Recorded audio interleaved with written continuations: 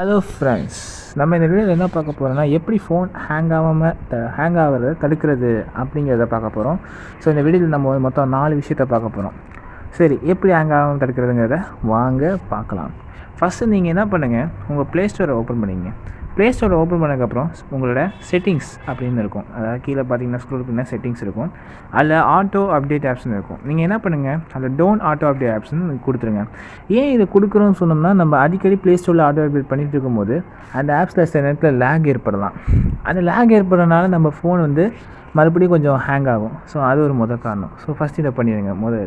Next பார்த்தீங்கன்னா உங்கள் செட்டிங்ஸை open பண்ணிங்க.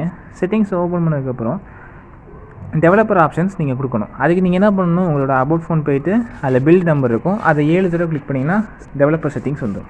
ஸோ நீங்கள் அதை கிளிக் பண்ணதுக்கப்புறம் கீழே ஸ்க்ரோல் பண்ணிட்டே வரணும். ரொம்ப போயிடாதீங்க. கீழே வந்துகிட்டே இருக்கும்போது உங்களுக்கு விண்டோஸ் அனிமேஷன் ஸ்கேல் அப்படிங்கிறது 3 இருக்கும். பார்த்தீங்கன்னா தெரியுது, Windows animation scale, transition and animator scale. இதை 3த்தையும் நீங்கள் என்ன பண்ணுங்கள், ஆஃப் பண்ணி வச்சுருங்க. ஸோ ஆஃப் பண்ணி வச்சதுக்கப்புறம் உங்கள் ஃபோன் ஓரளவு ஹேங் ஆகிறது நிப்பாட்டும். அடுத்தது 3வது என்ன பார்த்தீங்கன்னா, நீங்கள் க்ரோம் ஓப்பன் பண்ணிங்க. ஸோ க்ரோமில் உங்கள் செட்டிங்ஸ் ஓப்பன் பண்ணிக்கலாம். ஸோ செட்டிங்ஸ் அதில் போய்ட்டு நீங்கள் என்ன பண்ணுங்கள், சைட் செட்டிங்ஸ்னு இருக்கும். அதில் கீழே போனீங்கன்னா ஸ்டோரேஜ் அப்படின்னு காமிக்கிது பாருங்கள். பார்த்தீங்களா?